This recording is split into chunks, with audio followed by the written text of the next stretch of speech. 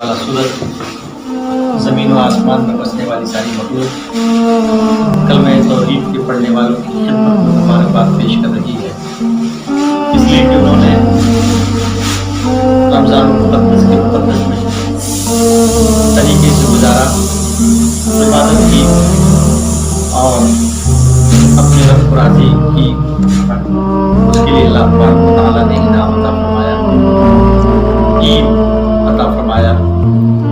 ईद हकीकत में उस शख्स के लिए ईद हुई होगी जिन्होंने खालिक व मालिक को राज़ी किया, जिन्होंने मज़हब इस्लाम के मुताबिक अपनी ज़िंदगी को गुजारा, जिन्होंने अपने आप को जला दिया खौफ खुदा में, खौफ इलाही में, परवरदिगार आलम के खौफ में।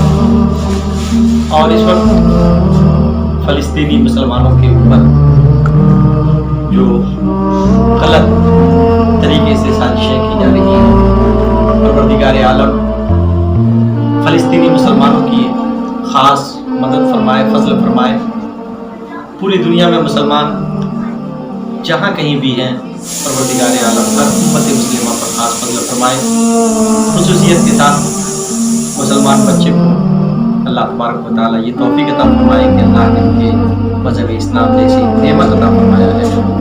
हम उसे दागदार नहीं करेंगे, बल्कि अपने कैरेक्टर से, अपने चाल चलन से, अपने तौर तरीके से मज़हब इस्लाम का नाम ऊँचा करेंगे, अपने आप को चलाएँगे खौफ खुदा में। हमारी हर पल और हर खुशी परवरदिगार आलम की रज़ा के लिए हो। ख़ास तौर से ये गैर मुस्लिम जो हर तरीके से तबाह व बर्बाद करने की कोशिश कर रहे हैं, चाहे वो नई नस्ल हो या पुरानी नस्ल हो, हर तरीके से टारगेट किया जा रहा है। बच्चों को नशा पिलाओ, बच्चों की ज़िंदगी को तबाह करो, ताकि वो हमारे कानून को, हमारे संविधान को, हमारे तौर तरीके को न जान सकें।